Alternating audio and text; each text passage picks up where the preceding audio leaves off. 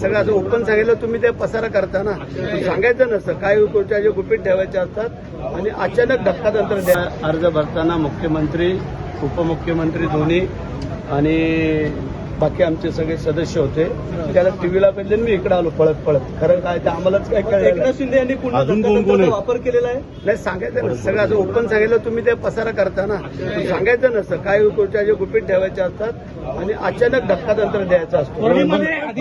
नीलम गोरे पण होते, नीलम गोरे, मनीषा कांगरे यांना पण अपेक्षा होती उपसभापती. नाही, ठीक आहे, अपेक्षा सगळ्यांनाच असते, तसं थोडी आहे. पद तर एकच आहे आणि काय त्याचे विजन असेल काय असेल, आणि म्हणून सांगतो. संजय पाटील यांचा प्रवेश झाला त्याचवेळी यांना ऑफर होती, पण ते उपसभापती पदासाठी थांबले होते असं कळतं. ते आता गेलो साहेबांना विचारतो वस्तुस्थिती काय आहे आणि मग तुम्हाला सांगतो. 14 आमदार जे आहेत त्याच्यामध्ये तुम्हाला मला सांगितलं ना, काही ही नांदी आहे का सांगायचं. बघू सर, हाय, नांदी आहे. चल, ही नांदी आहे का 14 आमदार? सुरुवात आहे. किती आमदार येणार आहेत काय ते आता मला सभागृहात जाऊ दे, साहेबांना विचारू दे, मग तुम्हाला सांगतो. चल.